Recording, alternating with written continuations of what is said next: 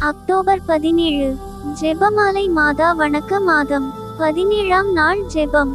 மத்தியஸ்தம் செய்ய கருதிய பிலாத்தின் கோழைத்தன பிரயாசையால் தூணில் கசையால் அடிக்கப்பட்டு அவமதிக்கப்பட்ட ஆண்டவரை மானிடர்களின் பலவீனத்தையும் புத்தி கேட்டையும் கண்டு இறங்கும்.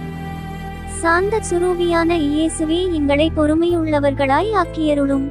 நாங்கள் இருக்கும் சூழ்நிலை பற்பல சமயங்களில் எங்களுக்கு பெரும் வாதனையை கொடுக்கிறது. ஆதலால் அந்த சூழ்நிலை காசியை போல் எங்கள் வாழ்வை கிழிக்கிறது. அச்சூழ்நிலையை பொறுமையாய் நாங்கள் சகிக்க வேண்டும்.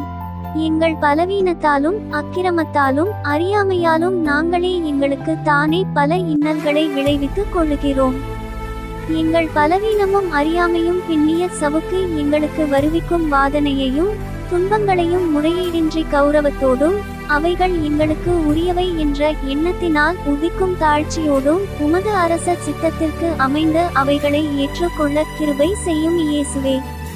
செபமாலை இராக்கினியே, வியாகுல தாயே, கற்றோனை நினைத்து உடலின்ப நாட்டத்தை எதிர்த்து நாங்கள் போராட கிருபை செய்யும். ஆமென்.